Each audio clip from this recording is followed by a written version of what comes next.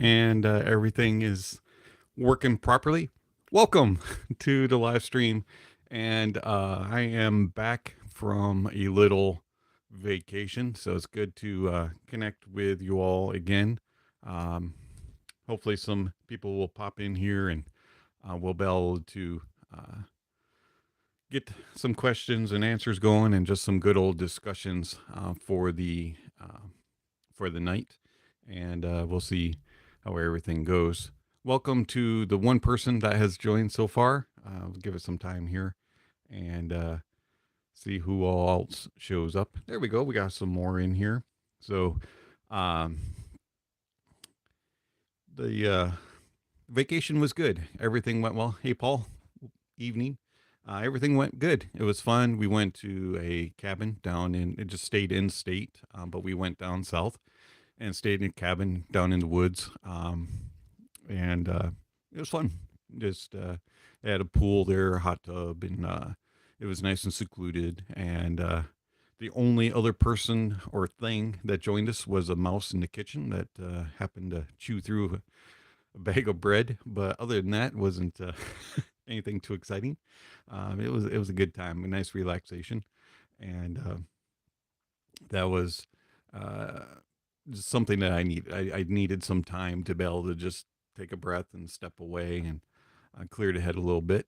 But at the same time, I still got to listen to some gear and put some thoughts together. So that was fun. It was a good time, and having another vacation planned in a couple weeks, but that should not interrupt the scheduling, as that one's a little bit different. So we'll see. Play it by ear as we go along. That's just kind of my way of doing things. Did a poll before we went on vacation, asking the community to advise what they would like to see reviewed next. And it looks like dongles is going to be the next video, so that'll come out early next week after the 4th, and that'll be an interesting video. It's going to mostly highlight the Hibby FC4 and Hibby FC3. It'll touch a little bit on the Shanling UA3, but that one is not quite ready yet for a full review, as it is a different type of device than the others. So that one may get its own video, but it will be touched upon a little bit in that video. We will compare the others to my more reference dongles, or the dongles that I prefer to use on a regular basis. So it'll be an interesting video that I think that you all will find helpful and kind of help to advise regarding what to use on a portable basis. Speaking of reference gear, I do want to touch on this. There has been several reviewers that I'm aware of that use a phone as their reference baseline. And as a reviewer, I really don't agree with that. I do think that phones are okay to use on portable use, and it should be something that maybe is mentioned in a review.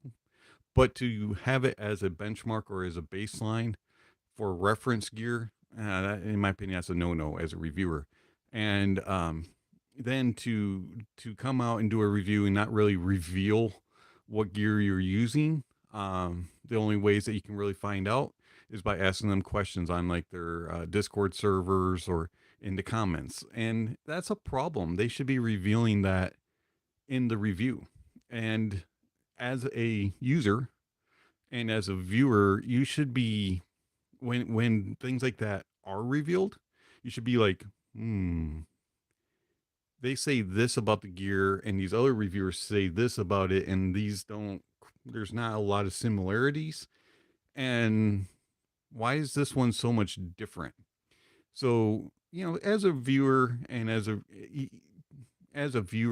user, be aware of what gear a reviewer is using and make sure that you understand. And if something doesn't make sense, like if the reviewer says this thing is muffled and dark and does this, has a real cramped soundstage, and everybody else is like, this is very natural, very neutral, has a great soundstage, ask the reviewers, both sides of the story, what gear they're using, and it might reveal something that you're going, yeah, either the gear is not being powered properly, or it's being used on a very warm device, or it's being used on a very cold analytical device, and it's throwing things off. So just make sure you understand what the reviewers are used.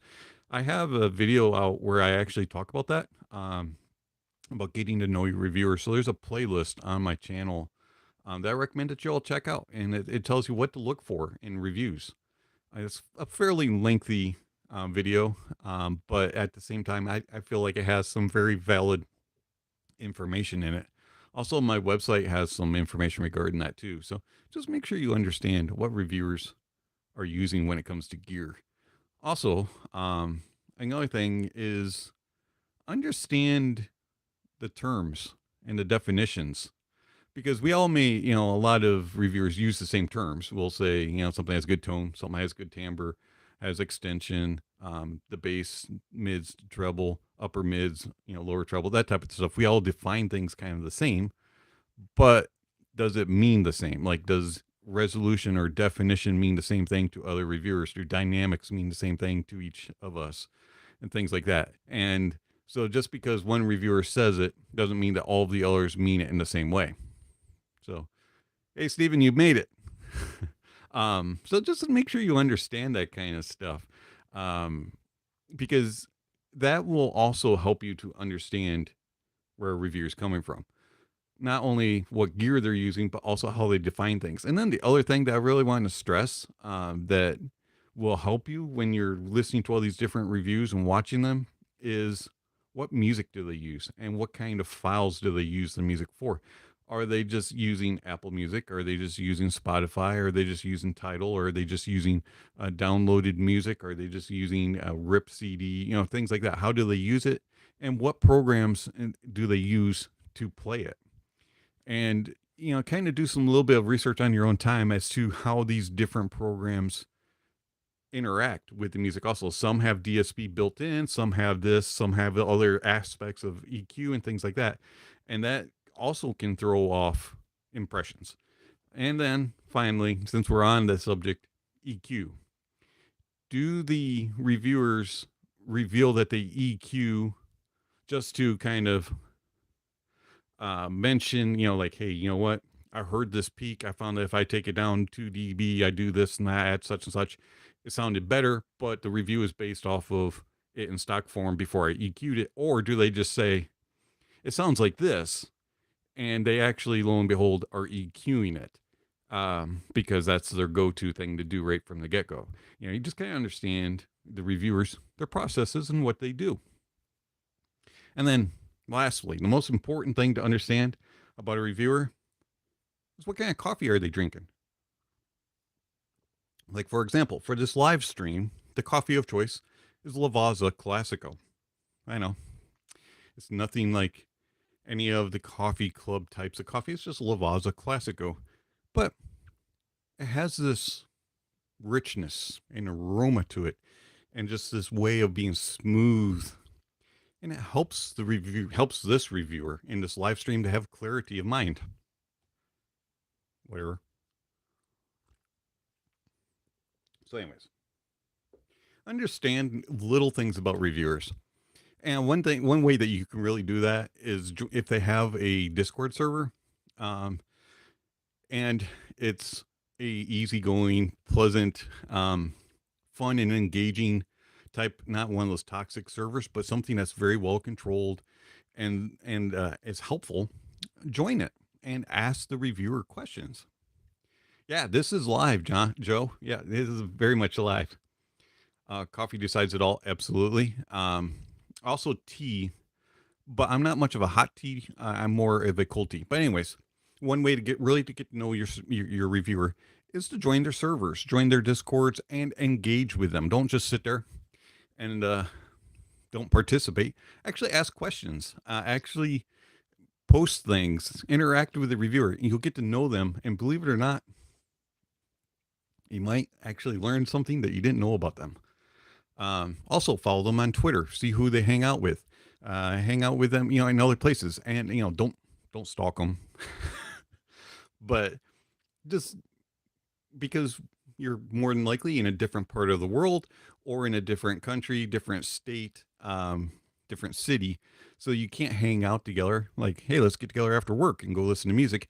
But you can through the great social media and through the great internet. So get to know your reviewer. And I can't stress it enough because I know this from personal experience. People that have gotten to know me through my Discord server understand me the best.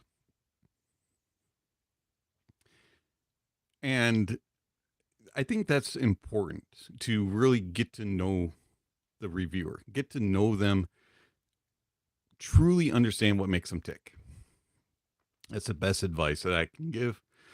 And all right, anybody have questions?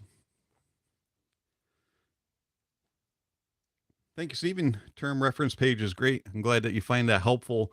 I do recommend that you take a look at it. Maybe if you haven't already, bookmark it, pin it somewhere, keep it close by. So when you're watching one of the Honest Audiophiles reviews and you go, what is that word? Or why is he describing it that way? That's not the word that I use to describe it. You can go in there and check out why I use that word.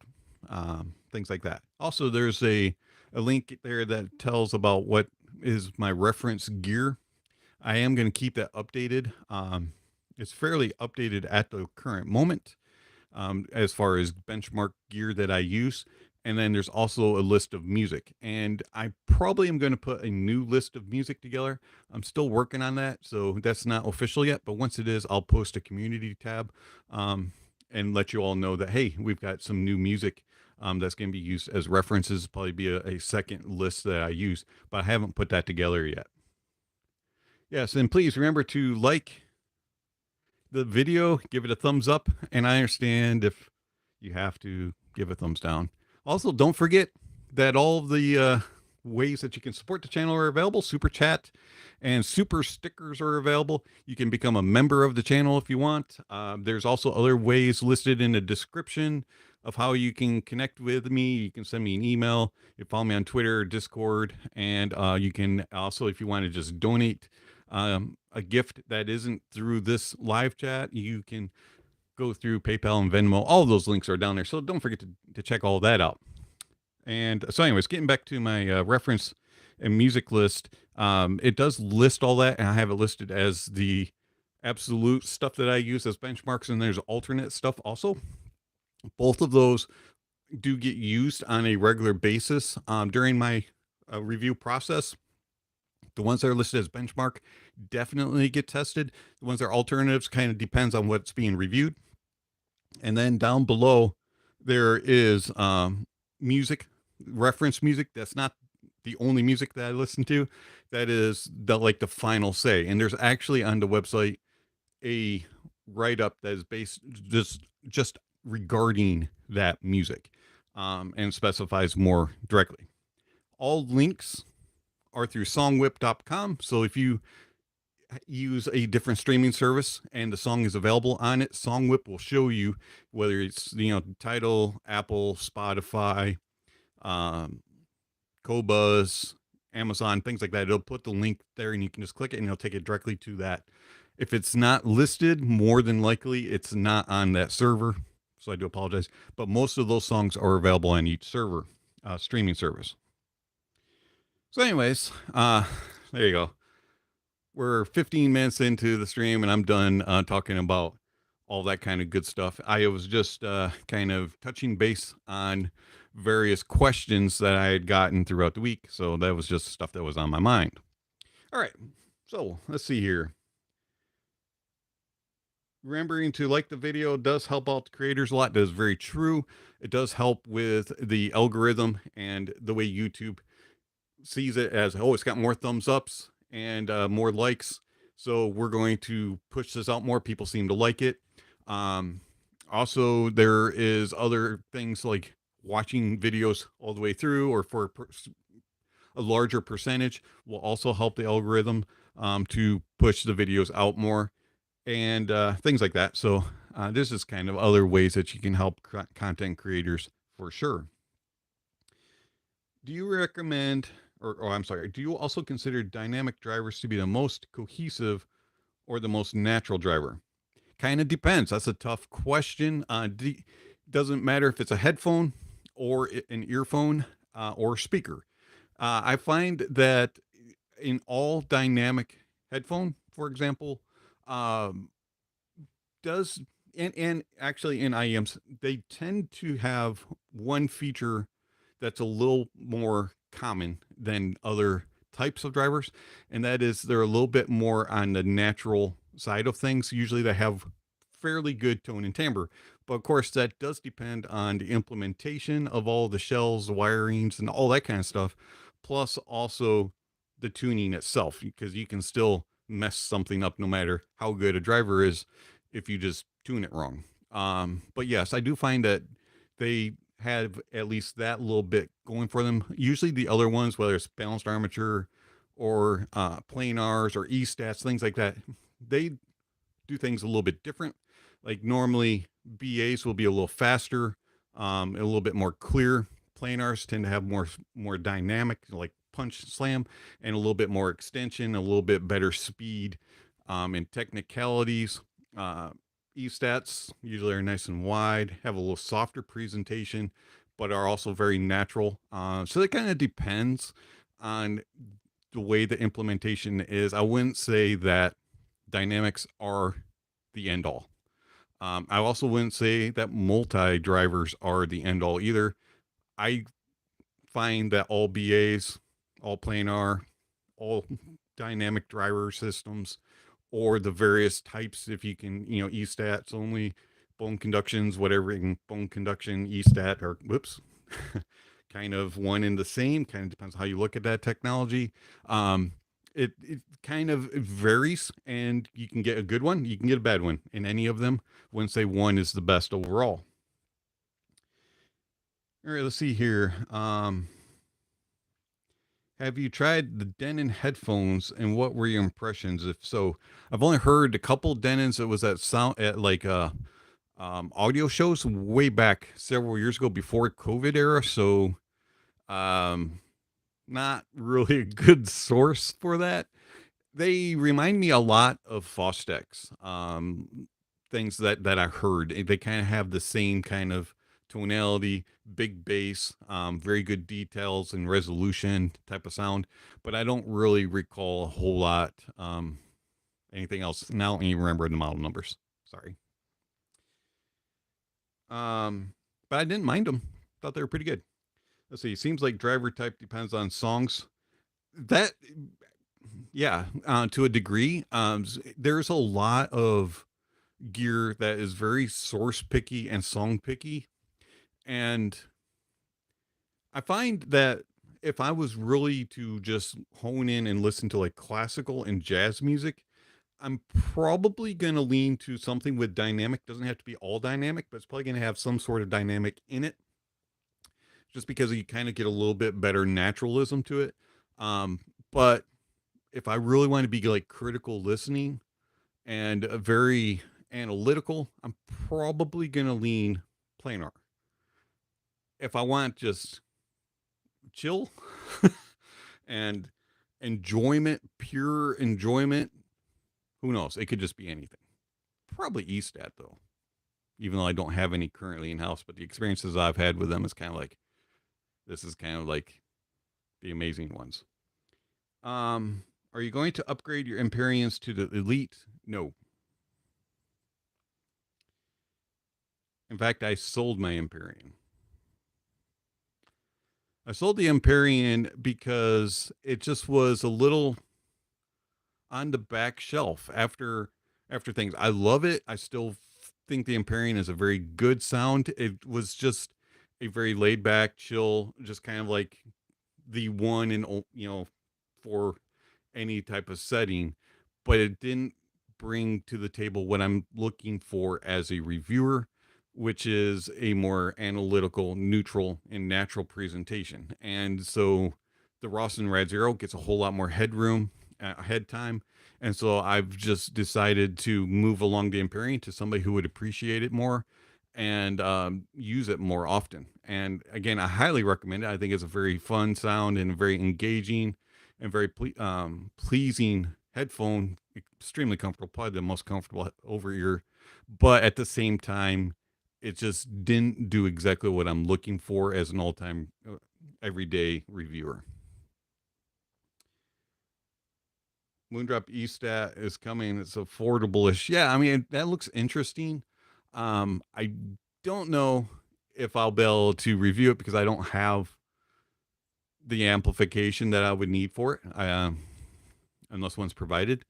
I'll be curious to see what it is. I'm curious to see if Moondrop comes with other headphones besides an E-Stat. I'm also really curious about the new harmonic dyne. That looks really interesting, the audio stuff. Can't wait to see Anonymous Audiophile X collab IEMs, that only if you are willing to. Well, if somebody comes calling, I have discussed that at times with a person that I know in regard to it. It's just like the details of how a collab would work. They're not as easy as you would think. And for me, I would prefer to be I would prefer that the manufacturer do all the work and then I sign off on it. So like I give my impressions and suggestion of sound and what I'm looking for. And then like the manufacturer would design it accordingly. Like I would specify, like, I think it should fit this way and it should look like this and that type of thing as far as shell design. And then here's the type of drivers that I think we should use and the reasons why, and if it's available. If they don't have those access to those, what do you have access to? Once we agree upon that, then tell them what I'm seeking as far as sound, and then go back and forth. And once the sound is set, I would put my stamp of approval on it and be like, okay, let's go with this. And before any go out anywhere else, I would want a final product given to me, presented to me, so that I can say, yeah, that is accurate. That way there's none of these oopsies, the wrong one shipped with the wrong filters, whoopsies, the wrong one shipped with the wrong driver, or whoopsies, we changed this afterward, anything of that sort. I would want the final product and be like, yes, okay, now go ahead. It'd be interesting, but it takes a lot of work. And I know that also manufacturers and vendors are going to be looking at size of channels, popularity of the reviewer, popularity of the reviewer's sound signatures that they prefer versus what the community would be looking for, that type of stuff. So there's a lot that goes into it, a lot of money, a lot of time.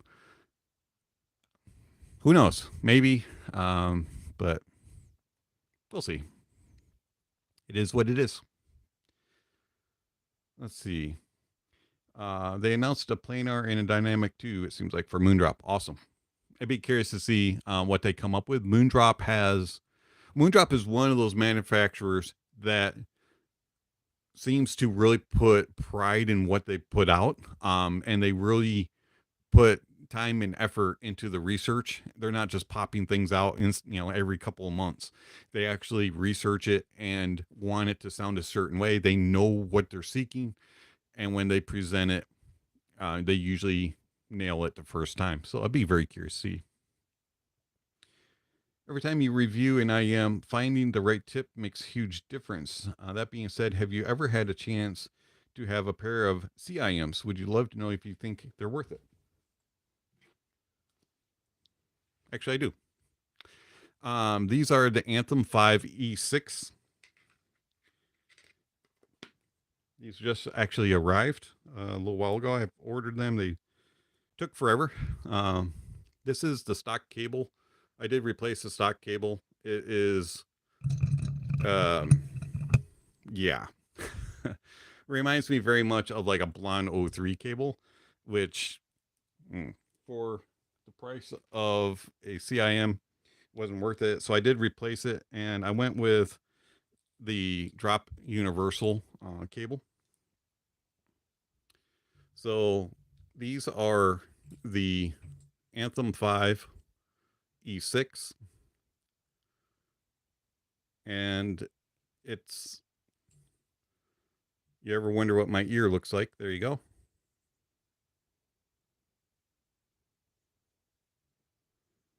So that's the right, and that'd be the left. I find that they are a totally different experience than any other universal IEM. The way that they go in your ear, you can't just pop them in. You kind of have to snug them in, and they isolate extremely well. Um, the first thing you have to get used to is you hear yourself breathe a little bit, and you can hear yourself talk. It's a very uh, interesting way of presenting. Like, and they're also extremely hard to get out. So if you have people constantly coming up to you to talk, you're not going to be able to grip these and rip them out as fast as you can in Universal. Sound wise, because they isolate so well, you get a more defined and refined sound. It's a very realistic and natural presentation, and it's probably the closest that I've heard from a IEM to a speaker setup. You get this, it just removes all of the extra stuff that you can kind of get with a universal, and it really hones in the presentation, and it becomes very clean and clear, and you almost forget that you have something in your ears. It's that good. These are extremely easy to drive. They're like 6 ohms and like 120 decibel sensitivity or something crazy. They're extremely easy to drive. Barely have to put any volume into them. I used them as monitors at church the week before I went on vacation, and I was blown away at how much I was hearing on the stage and how realistic it sounded. I found that the bass, the mids, and the treble is they're just very well defined. Do I think it's worth the price? Yes. You have to keep in mind it's about 100, give or take, where you get it done, 75, 100, $150 to get your ears molded, and then you have to kind of blind buy your IEM. Most of the manufacturers that are quality and worth making for CIMs only make CIMs. They don't make universal, so you really don't know what they're sounding. So you're kind of going off of a reviewer whose gear is molded to their ear. You're not getting that universal type of sound. So it's a little unique. So it's kind of a blind buy. At least it was for me. But I am very content with what I paid for these versus what the product is. I had no idea what I was getting, and I'm extremely impressed to the point where I really only want to listen to them. So, yeah, I think that CIMs are worth it. Expensive, for sure, but well worth it. Anthem 5s are probably one of the cheaper routes that you can go, but do be prepared to wait a long time for them. CIMs take a long time. It's not like you order it and then they ship it the next week. It'll take upwards to probably 6 to 8 weeks, if not longer. All right, let's see here. Do you listen to vinyl? Actually, I don't. I don't really have a setup out in the living room. That's mainly because of, and the wife doesn't want big speakers and all this gear out in the living room, and that's about the only place I would have room to listen to it. This setup here is just a very small bedroom that really isn't vinyl friendly, in my opinion. I have heard vinyl in other setups, you know, at friends' houses and audio shows and stuff. And it is something that I may be interested in going forward.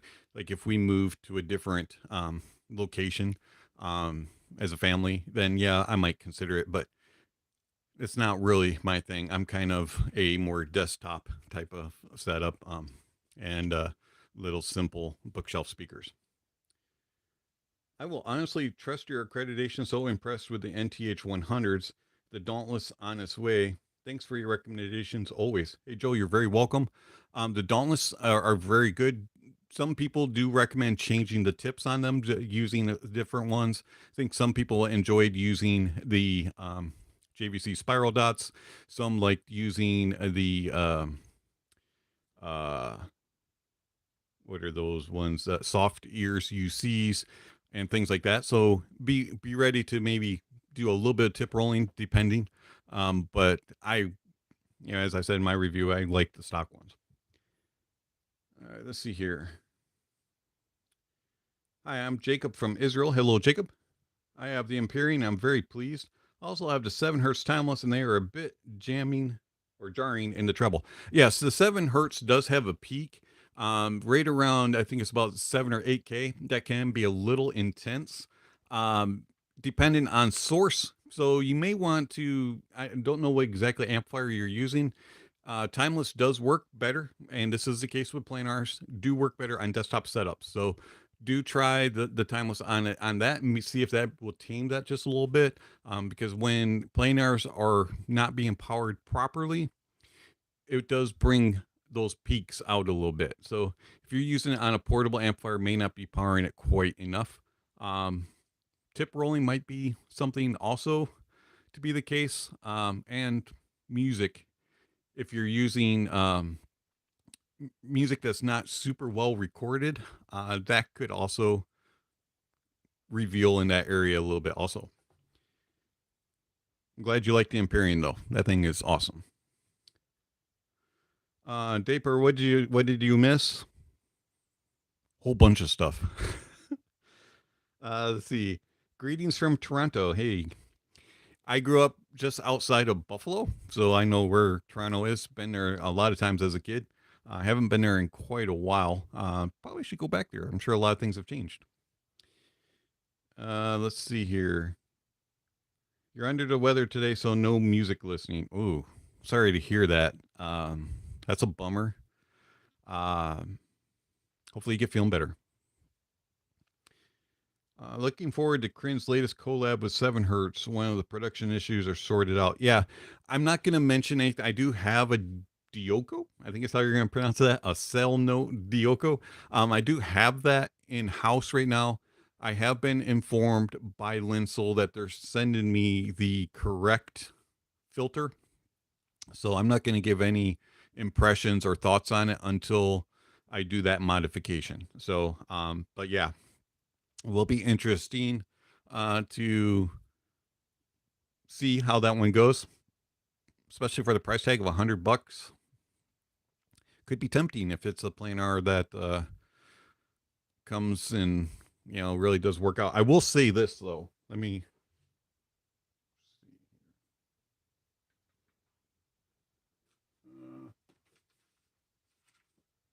All right, I don't have it handy, but I will say this: they are huge, massively huge. They have a totally different shell than the timeless. If you've ever seen or used a blonde BL Max, it's like that. So if the Max doesn't fit your ears, very possible the Dioko won't. It is massive. All right. So, anyways, um,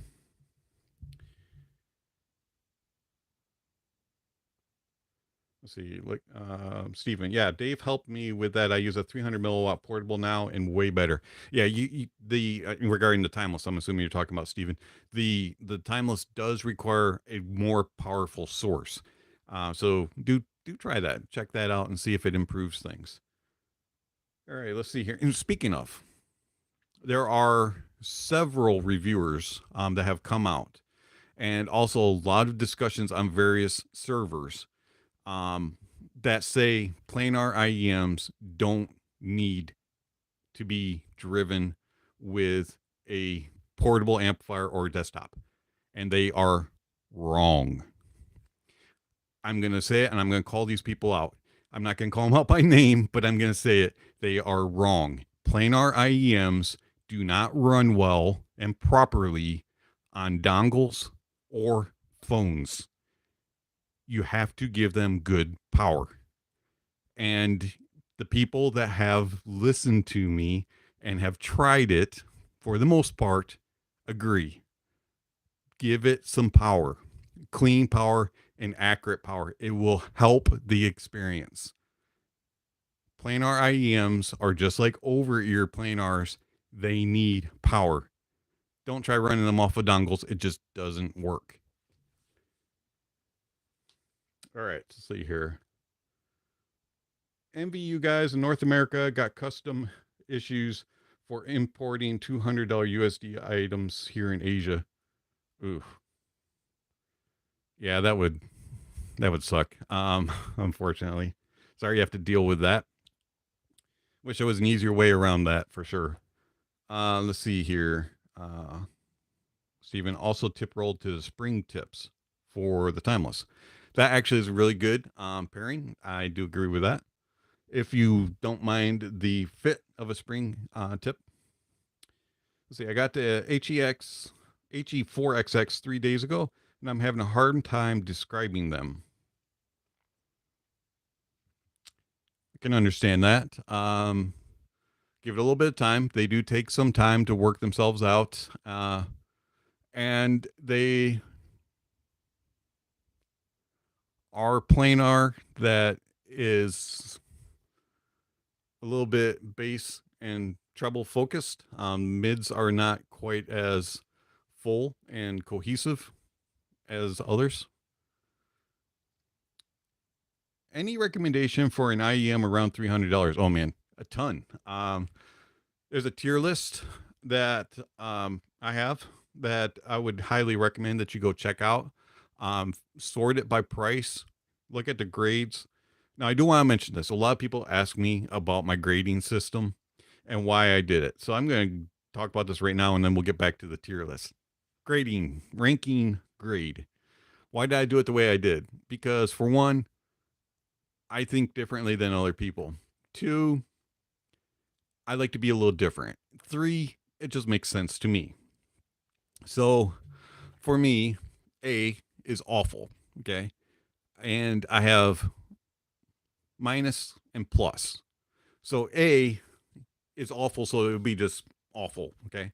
A plus is it's not quite as bad as just standard.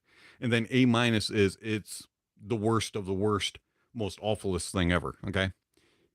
B is bad. So if something is a B minus, it's just above awful. If something is awful plus, it's just a little bit less than the worst awful or worst bad, excuse me. And then we have C for contender, which means it's about average. It does things properly, has some flaws here or there, but it's a recommendation kind of ish. You know, it's like, yeah, you can live with this, but you could probably do better. And then D is delicious. That means, hey, yeah, this thing is getting a wreck. I like it a lot, you know, and depending on where it falls, D plus, D minus type of thing. This is good. And then E for excellence. That means this is through and through top dog, top king. You can't beat it. This thing's awesome. And more than likely, E means it is a reference piece of gear for me. Yeah, A also is abominable. Yeah, you could you could use that word. A is trash can worthy. A is you chuck it out in the road and just let a car run over it. B is I could probably chuck it in the road and be okay with it, but maybe I can save it. You know, that type. All right. So anyways, that is how I rank things. And then if you go over to the tabs for IEMs and headphones, you can sort it by manufacturer, by model, by price and then tier. And so you'll just kind of know. So like you're asking for a $300 price tag, sort it by price, and then you can scroll down and you can see about $300 price point. I've actually only reviewed a couple. The FIO FD5, which got a D ranking, and then the ADV Sound GT3, which got a D minus.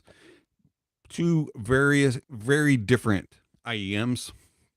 GT3 is very analytical, and a lot of people will find it to be very treble happy, and probably not something for everybody's ears. But if you're a very clinical and very analytical listener, ADV GT3 may be something that you want to listen to. But the FD5 is going to be the more pleasing, a little bit more engaging, and a little bit more approachable for all ears type of sound. So that's in the $300 price point. But of course, you could always go through the ones that are right around that price point also. So like you have the Moondrop Blessing 2, which I absolutely love, highly recommend, very analytical, but also very tonally correct. Also has fantastic linear bass. So if you really like detailed bass, the Blessing 2 doesn't quite have as much impact and slam as I would like, but it is very detailed and refined, has very good resolution, it has a fantastic soundstage. You could go up to the Mangard T, which is a little bit more natural sounding than the Blessing, but not quite as technical.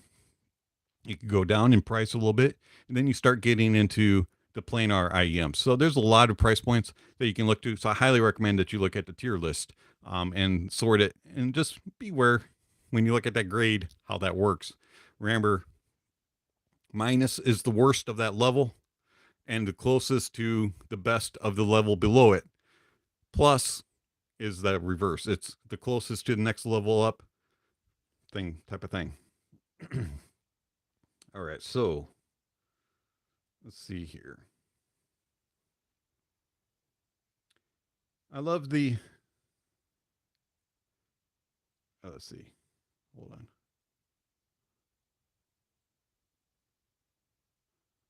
Whew, a lot of things came in while I was rambling there. Okay, let's see. Dave, are Katos still worth it for the price for 2022? Yes, absolutely. Love the Kato. Use them on a daily basis, or as close to daily basis as possible. They are fantastic. Let's see. Katos 180 or below is still good. Yes, absolutely. What are the best ANC buds for church preachers? No idea. I still think Kato still holds a place of respect in my IEM stable. Very good. Wise decision. Let's see. Paul, also have the HE4X. They take a little bit of a break in, may change after a week or so of good use. Absolutely. 4XX is, they are prone to break in and run time. Also, the pads need to be softened just a little bit, and that just happens with use. And then the tone will kind of come in a little bit better. They do need a good amplifier also. Let's see. Got the HEX4. Didn't imagine they needed so much power. Interesting. Haven't heard the X4s. I would understand. I would kind of figure that though, being planar. Even though it's settled that, oh, these can be run off of a phone. They're low sensitivity and low impedance. They, you know, blah blah blah. It's still a hard to drive driver, and you do have to give it some juice no matter what. And yes, it can be run to volume, but you're not getting the proper drive. You're not getting the correct out of that driver by giving it a little bit more juice. Drivers do respond to more current and voltage, so you have to kind of match them with amplifiers. All right, let's see here. I love the 4XX though. Run it off of IFI Go Blue, about 65% volume, no ear fatigue after about 3 hours, but neck and back start hurting. Mind you, I EQ them with wavelet. Okay. You could probably get a little bit more out of the 4XX if you use something different than the Go Blue. Something with some more power to it. You might be surprised that the 4XX kind of comes alive and you don't have to use as much EQ. Just a thought there.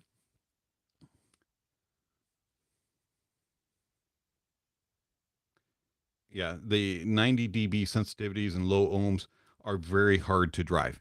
That's kind of something that is one of those that reviewers are like, oh, you can drive the cell phone, it's no big deal. But actually, just because of, 16 ohm, 20 ohm, and then 90, 92, 94 dB sensitivity, those are really hard to drive. And you need a decent amplifier on it. And yes, on something of lower power, you'll get it to volume 70, 75%. You're like, oh, this is pretty loud. This isn't bad. But you're missing the overall actual tonality, dynamics, and just presentation that driver is capable of. And that goes for IEMs as well as headphones. For an open back, not as wide as you would think, less bass than I expected, but it's there with the right amp.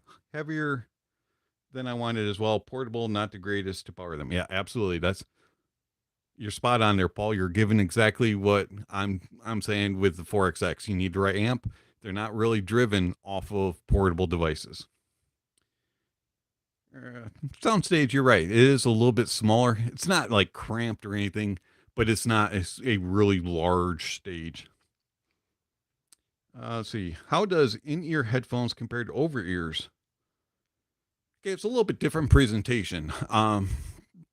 So like and it kind of depends on the actual IEM or headphone that you're comparing. It's kind of an apple versus an orange, or a lemon to a tangerine or something like that. They're not identical. You're going to get a little bit more isolation. Normally with an IEM, things may sound a little bit closer, but also you're going to get a little bit better, more defined imaging and placement at times. It just kind of depends on the gear itself. It's kind of like when you listen to a speaker and then you listen to a headphone. The differences that you hear, things are a little bit more grand and a little bit, but also a little more spacious, might have a little bit more depth, but yet things may not sound as like in focus. So it kind of depends on the gear and how it's implemented. But for the most part, you're going to get a little bit better isolation. Kind of depends. Very, very hard to really compare them side by side. Let's see. Happy holiday weekend. Yes, absolutely. For the ones here in the US, more than likely you do not have to go to work on Monday. I know I don't. So having a week off on vacation, I kind of got a bonus, got a little extra day off. All right, let's see here. Quality of power matters. My portable has clean power that seems to help. Yeah, absolutely. Very, very, very good point, especially about planar IEMs and planar headphones. Amplification matters, and the cleaner the source. Let's see. Joe Shin, hey guys, just asking for my own reference. Was there an issue with the Dioko for me to hold back? Didn't follow up on the matter. Bear with me, bear with me one moment here. So what happened was basically about the first 150, 200 orders, something like that, were shipped with the wrong filters installed. And so they halted production and are fixing that with the proper filters that's supposed to be going on. The people that were already received their orders are being sent a replacement kit that has the proper filter and then some tools and a guide to help you to put the proper filter on and get the sound that was intended it to be instead of what was shipped. I'm pretty sure, I'm not sure on this. You might want to reach out to the vendor that you are considering buying it from. If you pre-order, you're probably going to get the proper one, but there may be some still floating around. I'm not sure. I would just ask the vendor which version you're getting. All right, let's see. When I introduce people to IEMs, it's a freak out. Most people don't listen to anything with any fidelity, but once you introduce someone to a decent music on a good IEM, they can't go back. Yeah, absolutely. It's really interesting. Also, most people don't like things being in their ears. And so the first couple of times that they put an IEM in their ears, they're kind of like, I don't like that. But once they actually hear the quality music and the capabilities of a good source and all that kind of stuff, and they can get used to that, it's like, wow, this is really good. This is so much better than whatever I was using, whether it be my little JLabs or JBLs or whatever type of over ear headphone, Skull Candies, Beats or whatever. Yeah, absolutely, totally agree.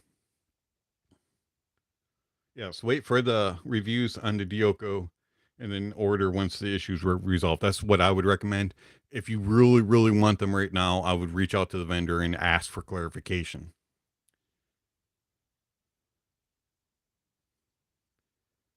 Yeah, I wouldn't jump the gun. Also, do keep in mind, as I said earlier, they are massively built, huge. If you're familiar with like the Blonde BL Max, um, and things like that shape, that's the way that the Dioko is. It's big. It's not like the normal Timeless. They're huge. Yes, music matters. Um, I stress this all the time. There's in reviews, it's important to understand what the reviewer is using and why they recommend certain things and what music they use as a reference and what they use just for enjoyment. And if you don't understand what the difference is, then you're going to kind of be misled in a review because music makes a massive difference in impressions. They're right up on it on the website. And a lot of reviewers just use their preferred music for the review. They'll just go through and randomly select songs. They don't actually use reference music, like music specifically for this. And so make sure you understand what they use, what sources, what gear, things like that. Get to know your reviewer. Music makes a huge difference. Also matters what services they use, what kind of music files they use. All of that matters. I came from the QC35 Mark IIs, so the HE4XX are nice to me. Finally got a taste of a planar. Hey, that would be a big difference. QC35s are good for noise canceling and for an overall just kind of fun presentation. Going to the 4XX definitely would be eye-opening a difference for sure. I would most likely get the Blessings too, but I'm worried about the fitment. Blessing 2s are a little unique. Now, they fit me very well, but I like deeper insertion IEMs. Longer nozzles fit me better.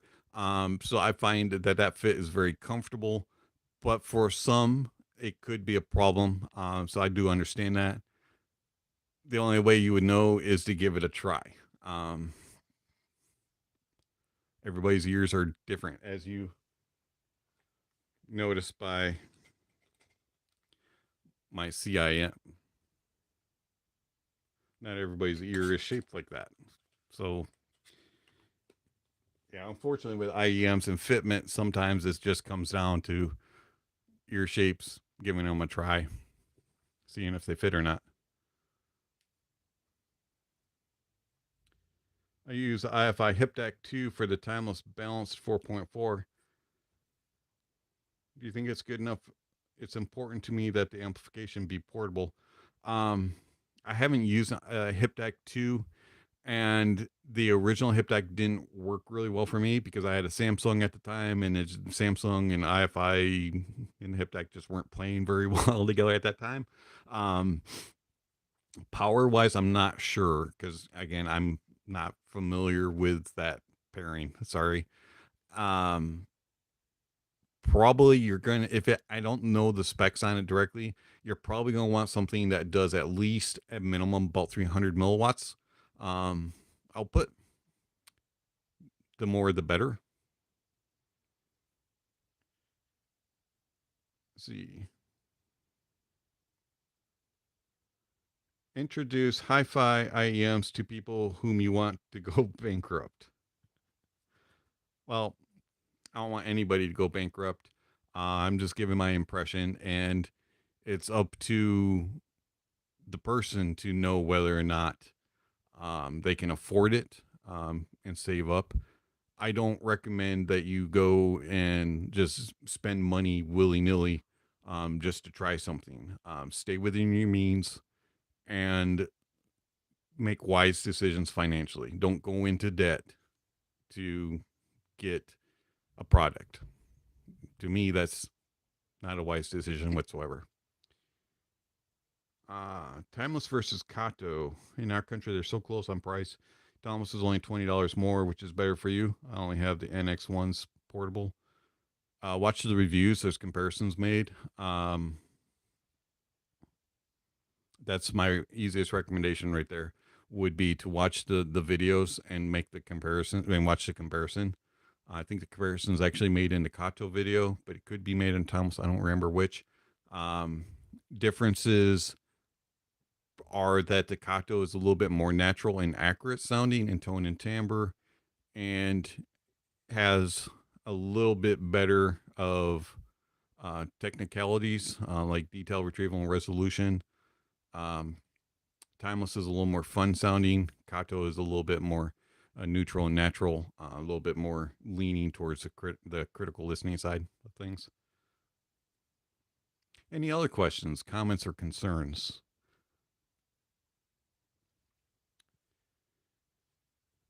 One thing that has been mentioned a lot is that the Harman target curve is the standard.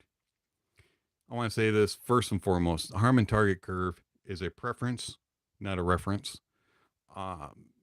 Target curves themselves are just a target. They are not a reference. And I think when it comes to the overall frequencies, you're seeking a natural and neutral reference. You're not seeking a preference. And so what is natural? Natural is realism. It's reproduced sound that matches everyday real life audio. So when you're listening to gear, and you should be able to listen to an instrument live in person, you should be able to listen to things around you, surroundings around you, live and in person, put gear on and go, this sounds like it does when I don't have headphones on, IEMs in. It should match up. If it doesn't, it's not natural. Neutral. What is neutral? Neutral is a reproduced sound that is free of colorization. That is not natural. So in the natural world, okay, in real life, sounds are colored. There are various colors to things. That is part of natural. When things have something boosted, elevated, dipped out, removed, anything of that sort, guess what? You lose the naturalism, you lose the realism, and then it's not neutral. So neutral isn't a flat line. Flat is flat, okay? Neutral has peaks and valleys in it because there's natural colorization. So neutral and natural go together. Neutral is the reproduced sound that is free of colorization, that is not natural. There you go. There's the explanation of what you should be seeking in sound, neutral and natural. It should sound as close to possible as a reproduced sound of what you hear in real life, whether it be somebody talking, whether it be an instrument playing, whether it be the depth, the layering of how things play together, all of that plays together. That is natural and neutral. That's what I seek, and that's what I believe a frequency response should be. Harman target is not that, and any of the other targets are not that. Again, a target is just a target. It's not a reference. All right, let's get back to some questions here. Thoughts on the shit folk, I hardly pronounce that thing. I have no idea how you pronounce that. Looks very interesting. I'd be very curious to hear it. I hope maybe one will get sent to me, but it looks like a very unique sound that I would truly love to hear. Did I catch the new Moondrops? Yeah, we actually talked about them earlier. They look very interesting. The E-Stat one, they have a planar one and a dynamic from what I understand. That would be very interesting. I would love to hear them. The E-Stat one, of course, I don't have a energizer for it at the moment, so one would have to be provided. But as far as the planar and the dynamic, hope to get to hear them. They look really cool. They look extremely comfortable too. You'd be so bored if you could only listen to one tuning. Oh, well, yeah, absolutely. If everything sounded the same, life would be boring. It's just like if we all thought the same, heard the same, did everything, we all be robots. What fun would that be? So yeah, we all, this is another thing that got told to me is there's no place for subjectivity in reviewing. There's no place for subjectivity in audiophile community. Uh, Wrong. There is, in fact, each one of us, whether or not you want to admit it or not, are subjective, and we're also biased. Now, as a reviewer, you need to remove that as much as possible. But for me, I base my channel on that. I review in a subjective way. And so I'm very open about that. I'm going to flat out tell you. And the thought process that subjectivity should be eliminated or that that bias shouldn't exist. You're not human if you aren't subjective. You're being human is you're subjective. It's just in our in our nature, and same thing with bias. And so, as a reviewer, you should mention that. You should mention that. Um, the you should be like, look, this is the way it sounds, and this is the objective way that it comes across and presents. But for me as a reviewer, guess what? I don't like this, or I love this. This fits me perfectly, or whatever. It's fine to be that way. Also, it's fine to be subjective. Don't don't base your whole thing. Okay, I listened to the gear. It just came in today, and I listened to it, and I heard this weird peak and resonance, and I couldn't figure it out. So I graphed it, and guess what? Yep. It's that right there that I'm hearing. And then you base your whole review solely on the graph instead of allowing your ears to tell you what you heard. Or you look at the graph ahead of time and you go, all right, so there's going to be an 8K peak, there's going to be a 12K peak, and there's a massive, huge bass shelf, and there's this hump at 100 hertz going into 1K. So this thing is going to be bloated and fat and blah, blah, blah, all this and that. And then when you pop them on your head, you're instantly looking specifically for that instead of allowing your ears to go, you know what? I don't hear all that. Instead, the thing sounds awesome. Subjectivity and bias works. And sorry, I just read that comment. There's a place for both. Graphs and measurements are a tool, not a defining moment.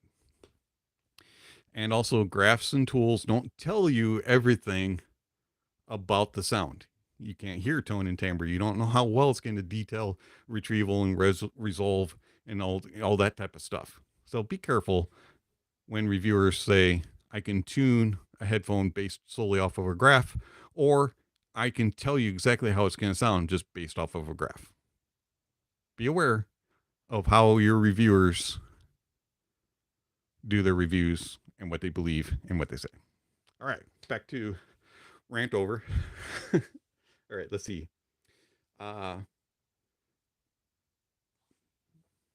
Imagine your IEMs talking to each other when you are not there, like in Toy Story. Oh, I think they do. I think they discuss like what music they don't like being played with. They're like, I don't like these songs. He keeps playing the same stupid song. I wish he would stop. That type of stuff. Or I don't like being used on that amp or that DAC. Yeah, I'm sure they discuss it. Let's see. Yeah, I'm biased toward American gear for better or worse. Hey, it's part of being American. All right, let's see here.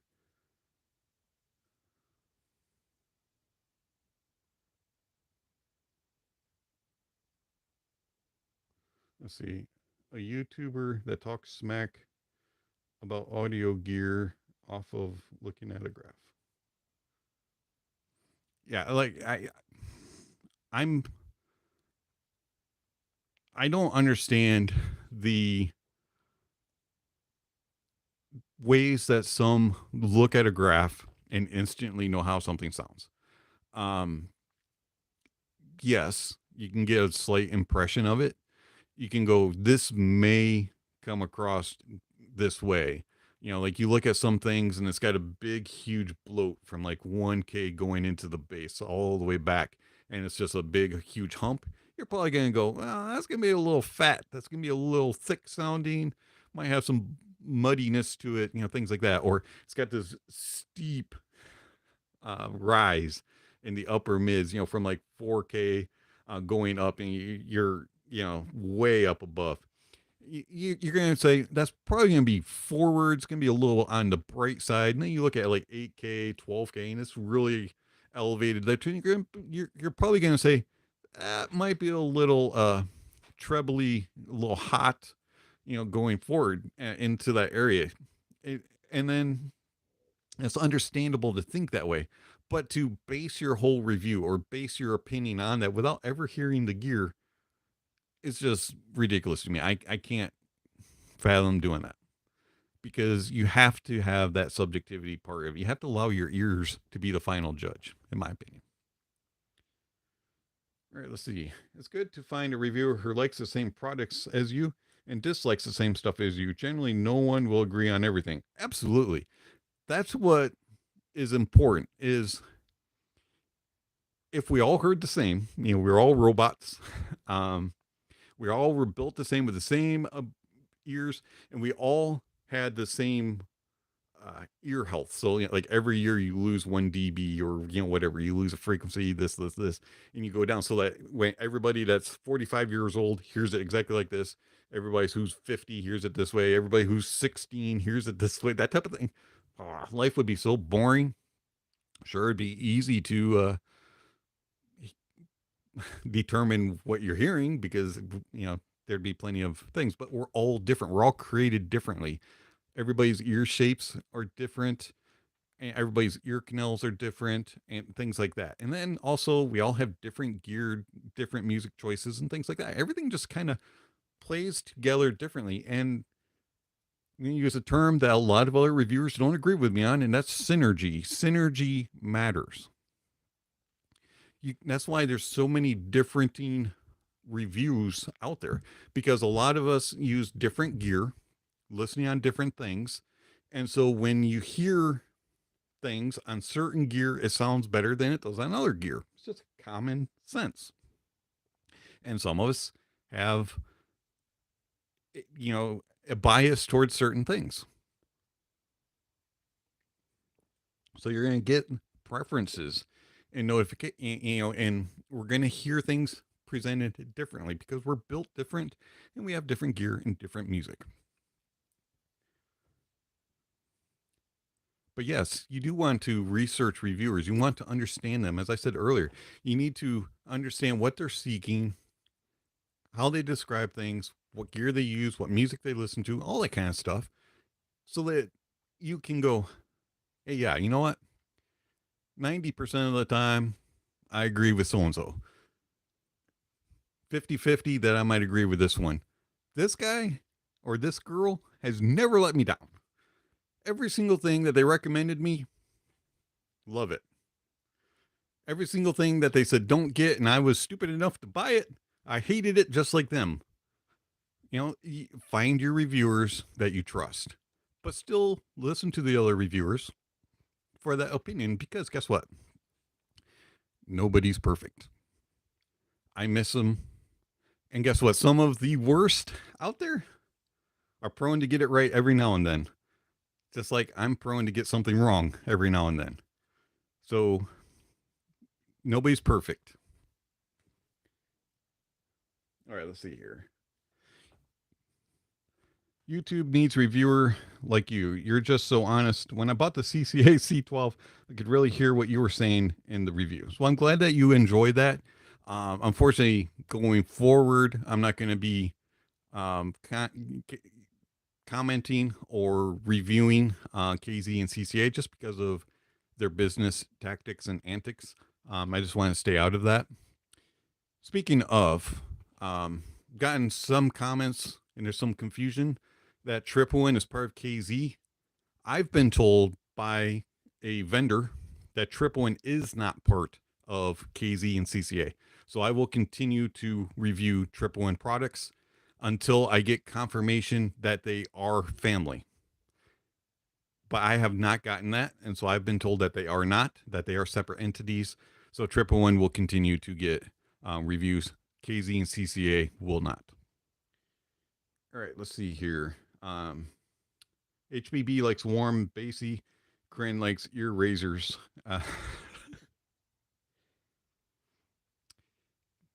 At times. Speaking of, so when you elevate, okay, you elevate the mids and treble, especially the upper mids and treble regions. There's an interesting thing because if you look at how instruments fall into a frequency response, most instruments, besides a pipe organ, now pipe organ goes all the way across frequencies. I mean, it's like massively huge across it, can catch everything.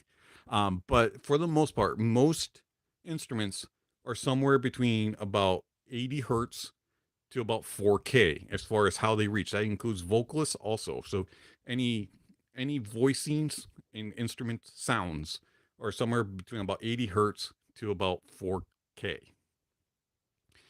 Pretty much everything above 4K is a harmonic or a distortion, okay? Which is natural. There is distortion, there are harmonics that we hear, but you are not hearing those most prominently. What you're hearing actual in music is the actual instrument voicing or the vocalist is voicing, okay? So by elevating those upper frequencies, what you're doing is you're elevating things that are not intended to be elevated to the levels that they are being elevated at. And that's the reason why a lot of times those will sound off. They'll change the tone and the timbre of instruments and vocalists. It won't sound as natural. It'll sound brighter, sound hotter. A lot of times it'll sound thinner. Because you're elevating all of that, you're bringing forward distortion and harmonics that we don't always hear at those levels. And we hear them on a lot subtler, quieter way. So that gear that's elevated really high up, most often is not natural. If you look at a lot of headphones and IEMs that are dipped in that area, see you later, Joe. Thanks for swinging by. That are dipped that way, they sound more natural and accurate because you're getting the actual tone and timbre of the instrument and the vocal, instead of putting the dominance on the harmonic and distortion that is not always present. So that's the way that I listen to gear, and why when I say things that sound natural, a lot of people, oh, that sounds dark. That doesn't have enough shimmer or sparkle, or it's lacking in details. But truthfully, if you really listen to it and you really pay attention and you compare them, you'll notice detail retrieval and resolution probably the same. Problem is you're just not getting all that extra energy that you normally don't hear in real life. Anyways, all right, so back. Let's see. Razors, ear razors. Yeah, actually, unfortunately, a lot of times when you elevate that, that is how they come across. And that's not accurate. Think about what you hear in real life, okay? You go to an orchestra and you listen to the orchestra and the cymbals are crashing, okay? Or the trumpets are blaring, or saxophones or things like that are crispy. They're energy, but it dissipates, okay? And it's not like piercing your ear. You know, you're like, oof. It's more like, wow, oh. And then it dissipates off. It doesn't have that glassy sound that isn't natural. Compare natural settings to your gear and your experiences will change. Also, drive things properly with proper gear. Also, use quality music recordings. You'll notice a difference, and you'll also lower the volume and you'll actually hear it more clean and clear. Just my opinion. Got some write-ups on the website if you want to check those out. All right, so let's see here. You have some Sennheiser 58X. I'm looking for something equal, fun, but with more soundstage and more present highs. Would the 660S be a good upgrade? Or should I go for something like the 4XX or Sundara? Okay, so I haven't heard the 58X. I've heard the 580, which are right here. The 660S is different from the 580. You will get a little bit more treble. You're going to have a little bit more natural sound. You won't have quite as much bass impact, but in my opinion, it's more balanced and cohesive with a more accurate and natural sound. Sundara will be harder to drive because it is planar. You will need a little bit stronger of a amplifier, but also the Sundara will be a little more technical. It will be a little bit more detail oriented, a little bit better resolving, closer soundstage, a little bit better depth and layering. 660S is probably more where you're leaning towards, in my opinion. Any alternative to the Olina in the same price bracket? I'm seeking something with technicalities. The Olina, yeah, there's all kinds. Just watch my Olina review. I do not recommend the Olina. Did not hear the modded version of it, but yeah, there's plenty of other options in that price point. Let's see. How much was the Olina? Was it $40? Let's see. Give me a second here. My old man brain can't always remember all of those.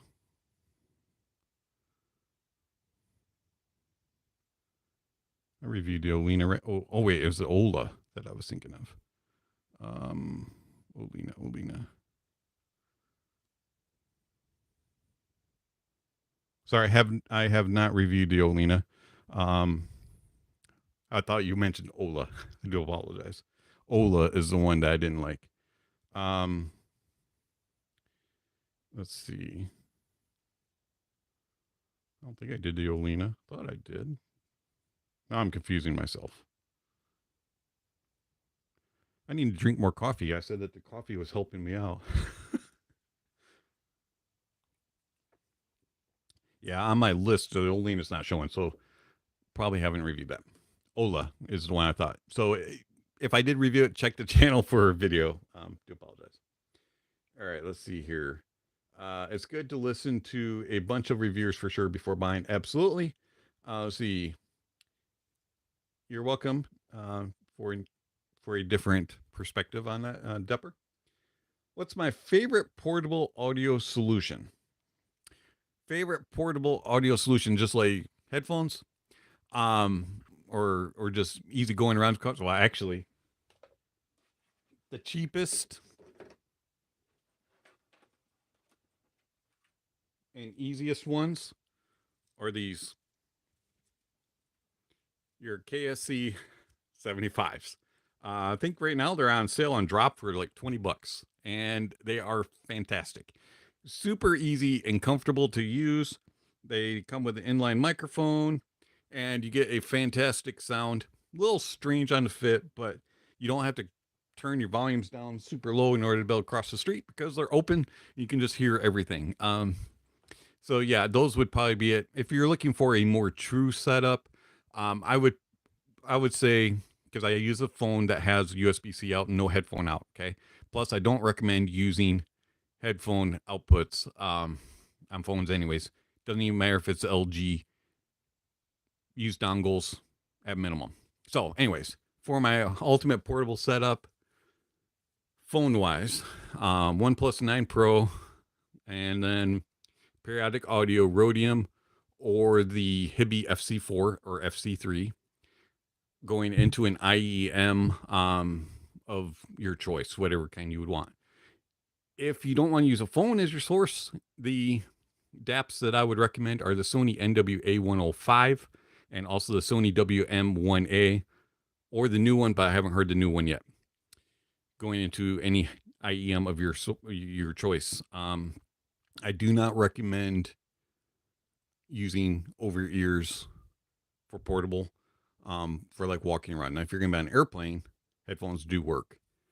But that's kind of an open-ended question. If I was going on a trip, my go-to actually would be the Drop Universal IEMs. Those things are fantastic sounding, and they fit like custom IEMs. But probably now, since I do have CIEMs, I'd probably just take my Anthem 5s. I don't know. Very, very open-ended. All right, let's see here. 100% lower volume and things are so much better. Yep, absolutely. Did a write-up on that on the website. Check it out. It actually points some things out and gives some experiences. I highly recommend that you take the challenge that I put in there of lowering volumes and retraining your ears to listen at lower volumes. It'll change your perspective and give you different experience that might shock you and surprise you. Problem with a single target is everyone has different ear shapes. Well, it might be ear raisers or bassy for some, might sound normal to others. So I agree. The Harman target curve is a weird concept. Yeah, absolutely. Also, the Harman target curve, in my opinion, the way that it was that is being done, is kind of undercooked. It doesn't have enough of a focus. They should be splitting up the testing. So, do the random people selections, and then they should be doing musicians and vocalists, artists, and getting that focus. And then they should be doing other like audio files that are more, reviewer types or whatever, and then compile all those measurements and see which one is.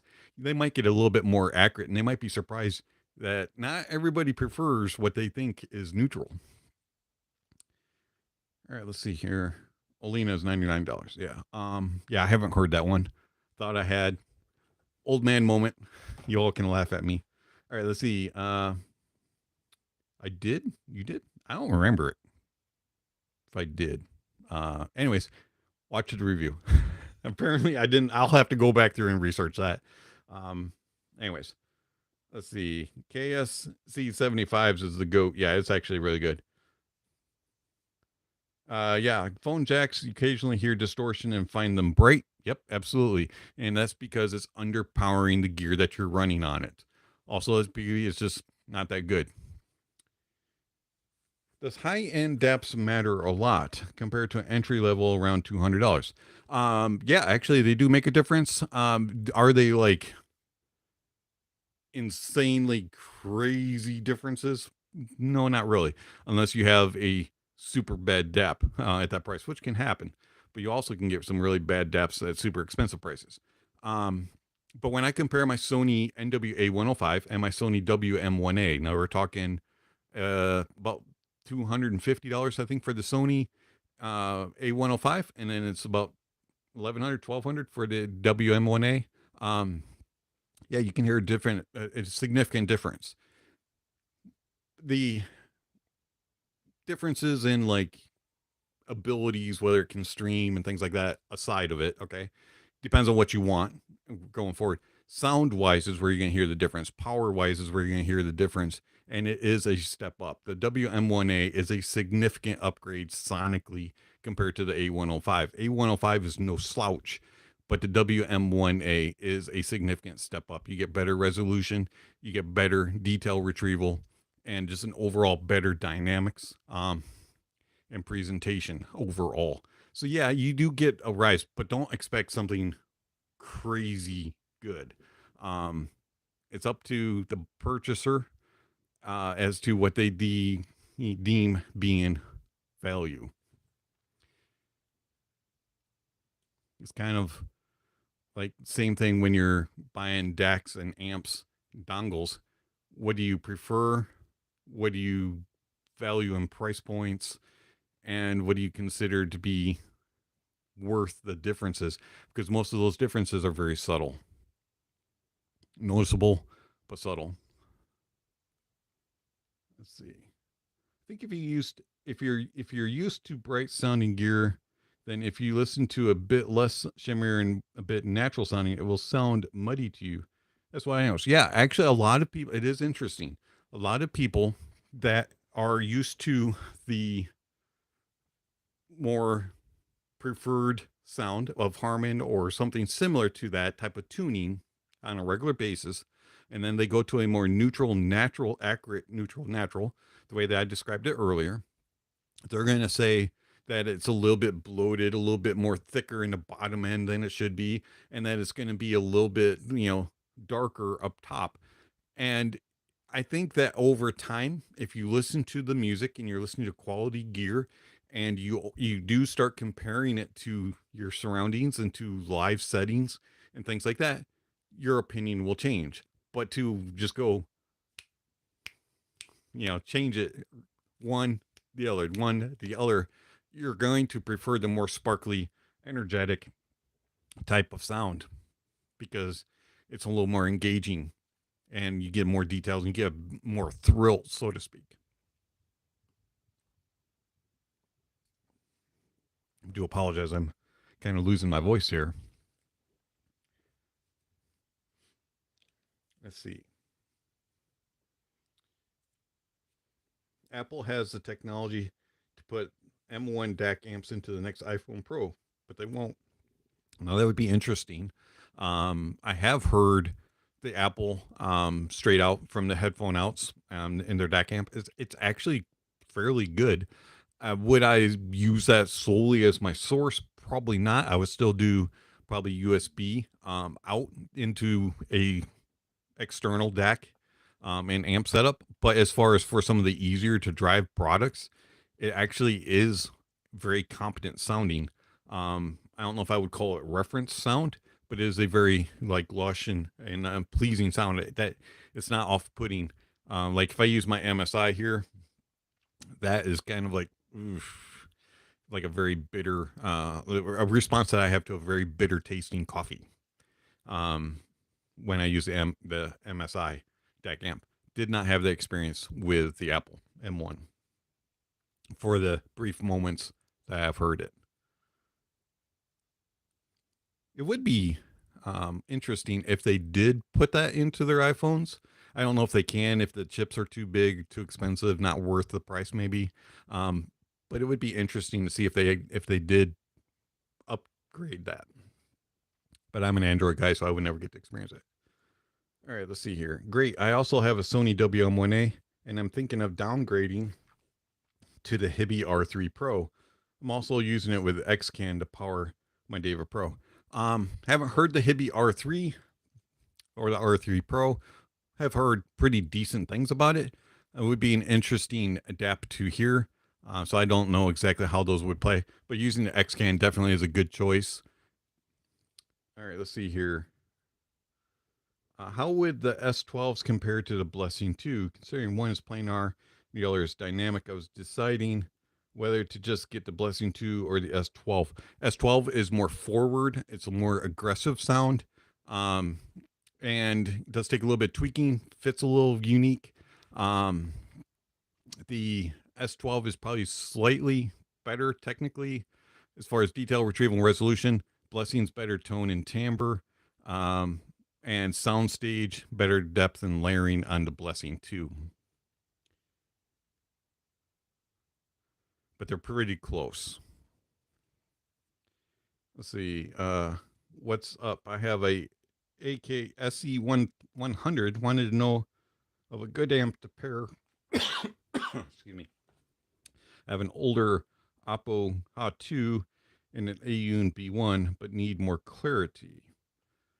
Okay, I haven't heard the AK SE100s.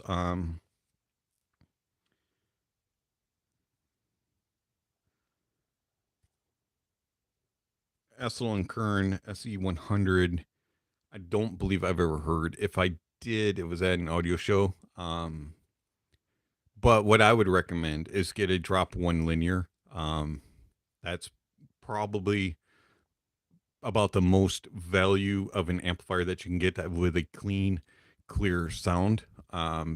You could run line out from your AK into it very easily, and it's single-ended. You don't need to use balanced. If you need balanced, you could go with a 789. 789 is a little more clinical. The drop one linear is a little more natural sounding. Both are exceptional. The Hot 2 probably would sound good with the drop one linear too, by the way. It's actually a really good little portable. Hey, you're welcome. I like the Hot 2. It's got this like warmer, lusher type of sound signature, kind of like an analog sound. It's kind of an interesting little device that sounds very good. Haven't heard the B1 from IEM though. Any other questions, comments, or concerns? While we wait for those to come in, just a quick reminder that you can use Super Chat, Super Stickers if you are enjoying the channel and the live stream and want to give back a little bit to it. Also, there's other ways that you can support the channel through PayPal and Venmo and all that kind of good stuff. There is also all kinds of links down below, how you can contact the channel, follow the channel, all that with Twitter and Discord, all that kind of stuff. You're all more than welcome to join the Discord and have fun at that. Don't forget to give a thumbs up, thumbs down to the video, and that helps the algorithms, all that kind of good stuff. So, yeah.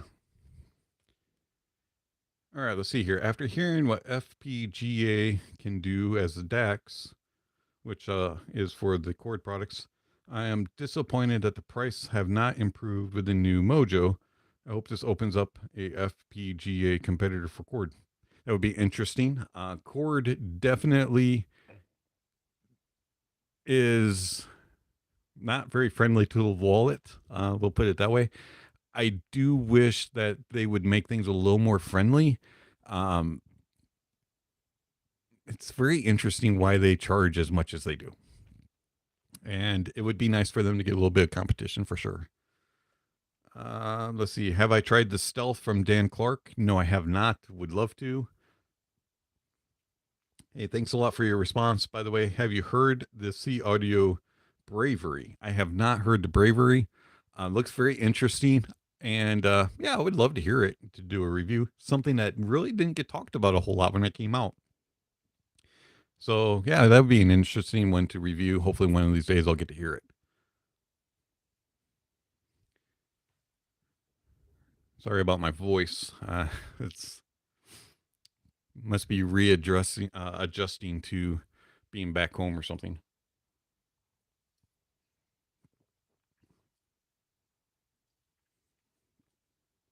By the way, if you happen to go to Starbucks, I don't get their coffee. I get their mixed drinks. And I also try like their teas and lemonades. The pineapple passion fruit lemonade. I only have one word. Interesting. Interesting. Looks weird. People are gonna wonder what you're what you're drinking, but yeah, not sure what to think about that. Anyways, all right. So, Chord's prices are annoying. I get it; they are boutique and luxury, but man, keep it within reason. They can keep raising the long-standing prices and devices. Yeah, absolutely. They really do. They keep like the Mojo, and then they keep jacking the prices up, and you have to. They don't like make it so that they are like all-in-one devices and include all the accessories. It's like that you buy this. Oh, you want to do that? Besides, here we have a little device that you can add onto it to do that. Oh, you want to do that? Oh, here, pay this extra amount for that. You know, and it's just like very, very kind of frustrating in that regard. I get it, luxury, boutique, that type of thing, but let's keep it within reason. Let's make it a little bit more accessible, at least their lower end stuff. Plus, I've got to hear it, Dave. I mean, come on. Anyways, all right, let's see. At least it tastes great. Well, I didn't say that. I said it was interesting. It's drinkable. All right, let's see. I prefer Costa over Starbucks. I understand that. Um, Costco, you probably mean Costco. Let's see. For portability, I was considering the QLX 5K for wireless and possibly the Moondrop River 2 for neutral sound and power output, but it's quite pricey for what you get. Haven't heard the River 2, really want to. As far as the QLX 5K, um, if you're a tweaker and a fiddler and you like to just mess around with EQ and change settings, have at it. 5K sounds good that way. If you're just going to use it stock, bare bones, it sounds horrid. I don't recommend a 5K unless you're willing to really, really tinker with it and play around. Um, that's just my personal opinion. All right, let's see. Bravery is underrated and haven't talked about it a lot. It's a closer rival to the Blessing 2. Maybe the B2s are more technical, but for tonality, I prefer the Bravery. Interesting. So it's kind of in line with the Ume, just maybe a little bit more fun, whereas the Ume can be somewhat boring presentation, but with tonal balance.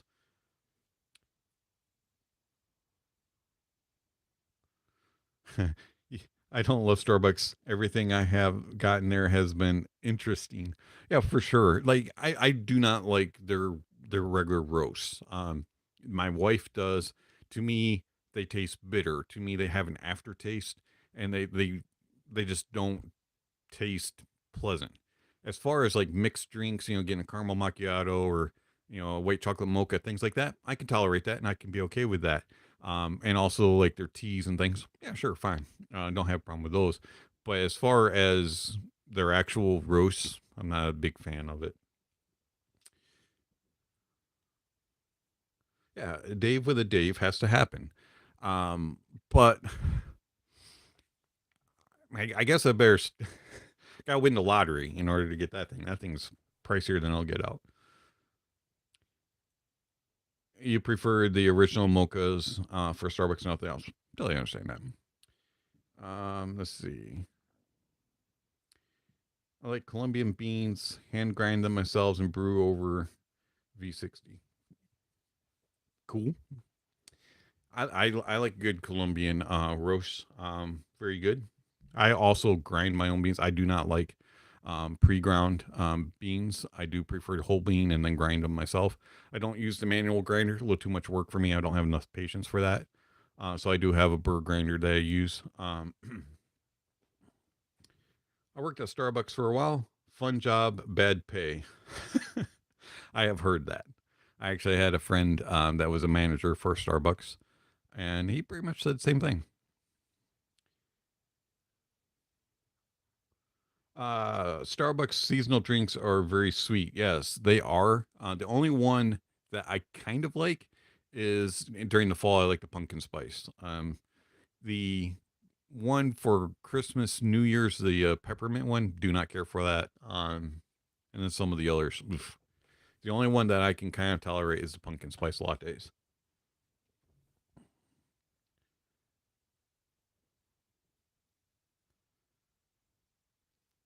And then for my company used to be like the big repair provider for Starbucks. Um, and so we I kind of got hooked on Starbucks at that time. But since I've tried other things and kind of have ventured off away from Starbucks, my tastes have changed quite a bit. Peruvian coffee beans use ceramic burr grinder.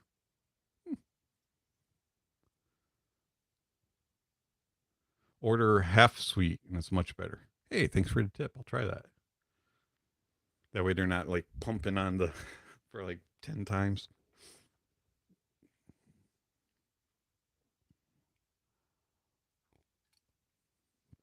Any other questions or thoughts? IFI Xcan versus the Griffin in amp mode. Does it sound a lot better? Honestly, I don't remember the Xcan a whole lot, but I think they're kind of similar in amp mode. Griffin has more power, I think, is about the only difference, but I don't recall um, anything that stood out significantly, but I didn't have them side by side to do a comparison either. Starbucks is like the Moondrop Chew. It's better than a lot, but like, yeah, I don't know if it's better than a lot. It's more like comparable to a lot, but not anything special. Let's see. Do I build my own computers? No. I'm lucky that I can turn it on. I'm not computer savvy. I do just enough to be able to muddle through a day. I've seen a trend with US audio compared to chi-fi. US companies sell products for a pretty penny, yet the chi-fis sell the same performance for a third of the cost. Mm, kind of, sorta. Um, US brands tend to be better built as far as actual quality of like the casings, the internals, and things like that. The wiring is usually more precise and accurate, and just overall higher quality components. Um, Performance wise, depending on if you're picky or not for that type of stuff, probably I can see where you're kind of coming from in price ranges. USA brands are a little bit more boutique, so you're going to be a little bit more luxurious, kind of like the English and the Germans. We're a little bit more boutique in luxury. So kind of depends on what you're looking for. Performance wise, it's kind of like a car. Depends on whether or not you want a little Honda Civic, or if you're looking for a Corvette C8, or if you're looking for a Ferrari or a Lamborghini or Porsche, things like that. There's differences, and you're going to pay a premium for certain things. Is it technically better or worse? Kind of depends on the use case and the user. For me, I wouldn't be able to drive a Porsche or a Ferrari um, very well. I would definitely take a lot of time, whereas I can hop in my Honda Civic and just go. So yeah, this kind of depends. Not really a fair comparison, but it is a fair comparison because they're in the same field, so to speak. But you have to look at the build qualities, QC issues, components used, and research done, things like that.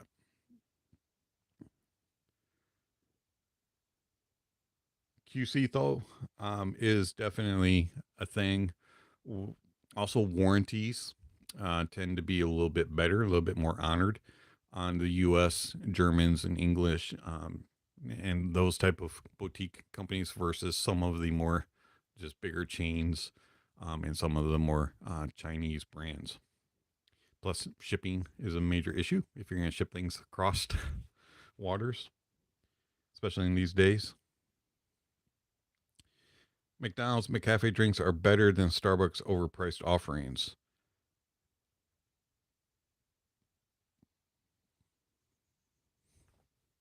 Kind of 50-50 for me. I'm not really a big McDonald's fan overall.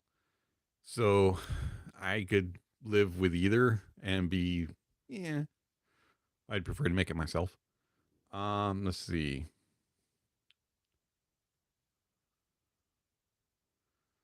I bought a Moondrop Chew for work and broke it the same day. Oof. Well, it does have an attached cable. You do have to be a little careful with that for sure. But hey, at least you got some spring tips. Let's see. Cost quality is top notch for the price. Yeah, it is kind of incredible that cost is fairly cheap. And considering that the majority of their stuff is made of plastic, it's actually quality plastic. And they do use fairly decent drivers and components inside. So, yeah, I mean, cost is probably one of the better values that you can get. Um, for the price. But you're not getting, some high end, Focal Utopia type of quality compared to a cost, obviously. You don't see any Sunburn. Well, it on my back. It's actually kind of there. The lighting. That's too funny. Good to see you, Brandon. Let's see here.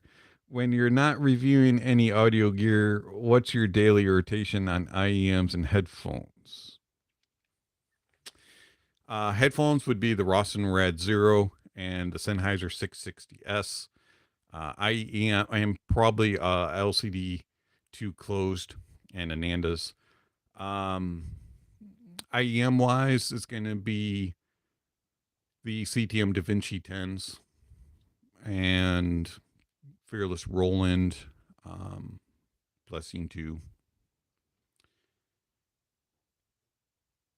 Let's see. So if I don't forget, boutique Australian audio companies like Rode. Oh, yeah. Here you go. Rode. Yes, obviously.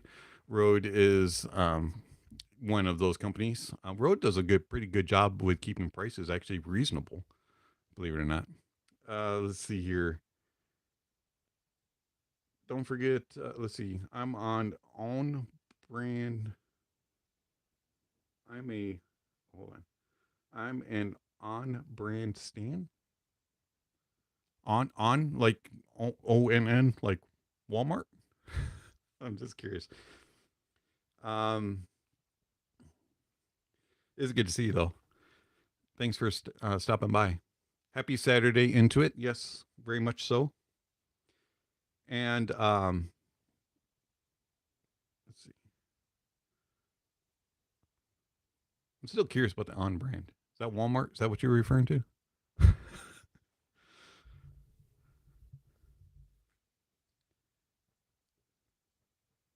Going to start wrapping things up here. Get about 2 hours in, and then we will. Yes, okay. We will call it quits about 10 o'clock Eastern. I do have to get up fairly early in the morning, so be doing that. I have never used an on-brand product, but hey, if it works, it works. Hey, you're very welcome, Marlon. Hopefully, it was helpful for you. Any other questions, comments, concerns, thoughts of any sort here? Hey, good to see you too. Haven't talked to you in a while. I need to send you an email or a text.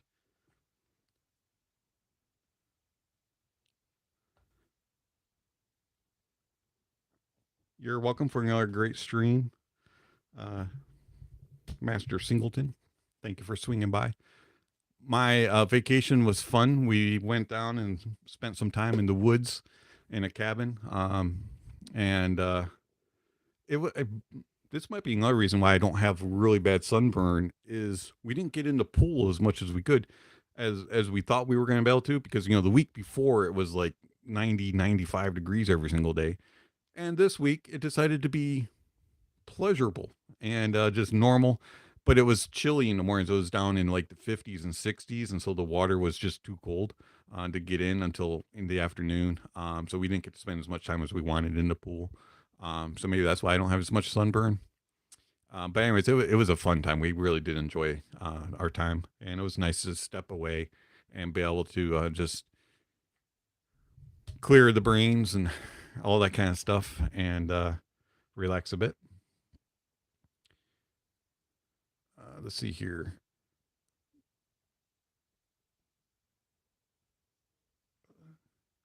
It was my fault. Just glad I didn't take my EJ. Ooh, that could have been a problem. Breaking those instead of your little chews. Definitely less of a loss with the chew than it would be with the EJ07s for sure. Just a friendly reminder, if you're enjoying the stream, give it a thumbs up, thumbs down. And I understand if you have to give it a thumbs down. Wish you didn't have to, but hey, it is what it is.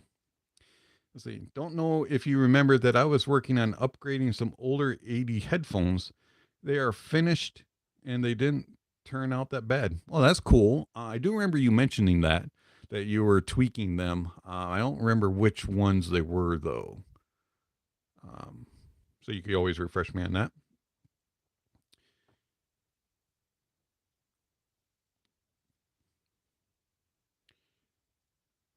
So coming up in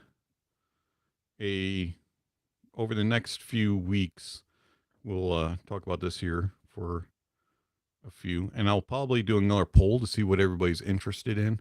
But we have some interesting gear to review. So the next review is going to be on dongles, but then we've got some very interesting IEMs coming forward that are going to be needing to be reviewed.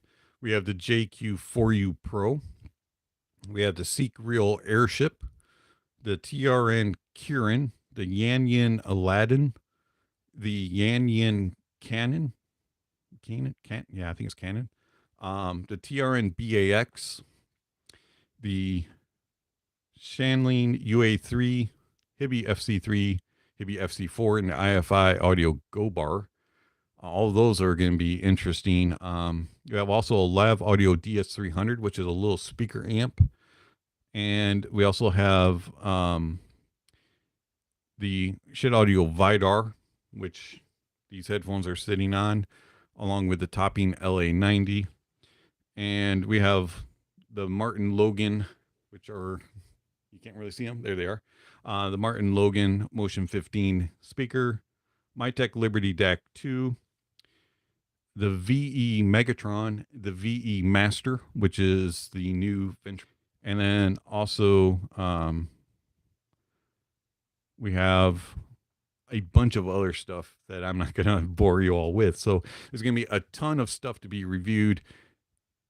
Be patient. Some of these may take a little while. There's quite a few on the list.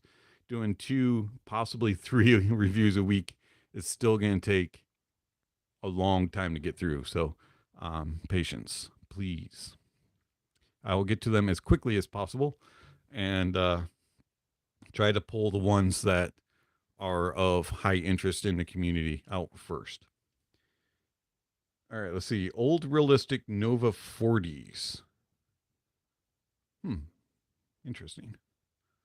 I upgraded my audio setup from a pair of Edifier R980Ts to a pair of Technologies Mini Box K70s. Haven't heard of either. Be very curious. I haven't actually ever heard any Edifier speakers. I've heard good things, that they're decent for the price tags. But the Technologies Mini Box K7, never heard of that. You like the sound of it? Did it improve? Was it a worthy upgrade? Be very curious on that. Yeah, polls are good. I think that's a good way to get you all involved, and I can know what you want as far as reviews. That way I'm not just guessing and reviewing something that nobody has any interest in. Because, obviously I want views and want you all to be happy with the channel and be interested in what's being reviewed. So I like doing those type of polls. Very curious as to what all you think.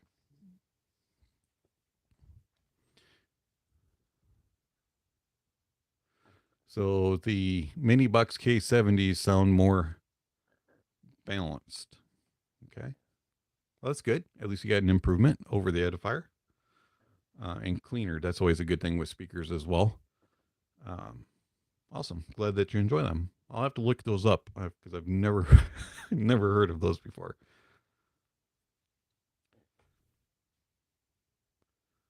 All right, we got about 5 minutes here before we say goodnight and happy 4th to everybody. So last call for questions. I like high value when things punch above their price. That is usually what gets you. I understand that. The crazy thing is we all have differing opinions as far as value. So some people, $1,000 is a good value. Others, $10 is a good value. So it's interesting to, you have to kind of figure out where a reviewer stands as far as their thoughts on value. For me, it's just kind of, what is the price tag, and does it meet it or does it exceed the price tag? Is it a disappointment, or is it a wow, this really surprised me type of thing? That's the way I kind of look at value versus whether or not and then it also includes, am I willing to spend the money for that?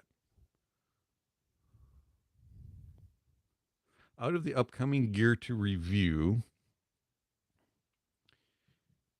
which one is the most interesting product and why? To me, the most interesting one of them is the JQ4U Pro. Why? Because it's probably the most neutral and natural stage monitor under $300 Stafford.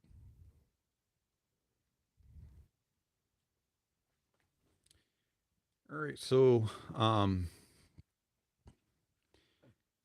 I don't know if anybody else has actually talked about the 4U Pro. I don't know if anybody has heard of the 4U Pro. Technicalities versus tonality and timbre. What's your take? All right, so tone and timbre. So the tone and timbre of a device, in order to understand it, you have to understand what I consider to be tone and what I consider to be timbre. So tone is the actual note of the music being played. Is it being reproduced in key and in tune? Does it sound like the actual note should sound?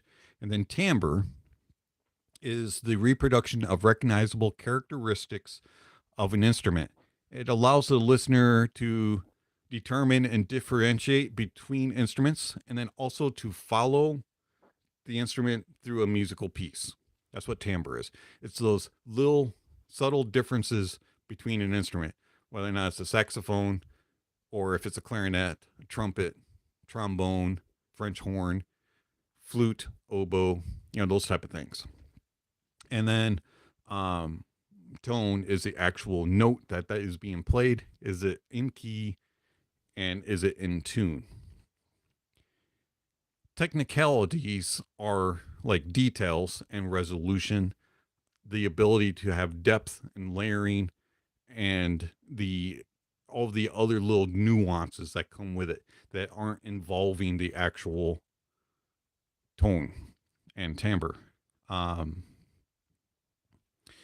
So resolution is what I often refer to as definition. And so resolution to me is the quality of a reproduced detail that is clearly defined with sharp-edged images. It enables the listener to distinguish between and or to follow the melodic lines of the individual voices and instruments. Also, it's being in focus. You can really hone in on it and hear it correctly and accurately. And then a detail is a reproduced image in the original sound. That's the differences for that. It's technicalities, tone, and timbre. Hopefully that answered your question. I'm going to wrap up tonight at here. Do appreciate everybody that swung by. Had tremendous fun. And thank you for all the questions and answers. If you missed anything, reach out to, listening to the beginning, excuse me, to the beginning of the live stream. And there's all kinds of information there. Playback will be available later on. Usually takes a couple hours to upload. So feel free to rewatch it and garner anything that you may have missed. Do appreciate all the questions, comments. We'll do this again soon. Thanks for the great stream. Had fun talking about coffee, gear, and all kinds of other things. So check the rewatch. Give it a thumbs up or a thumbs down. Also, don't forget to check out all of the ways that you can contact channel, follow channel, support the channel, all that kind of good stuff. So check all that out. And there's links down below for the website and all that kind of good stuff. So check all that out. Anyways, we will do this again. It won't be too long, and we'll be back streaming. If you have any questions, put them in the comments. I'll try to respond. Thanks again. And you all have a good night and a happy 4th of July for you all here in the U.S. Enjoy your day off of work if you get it. Thanks. Love you all. Bye-bye.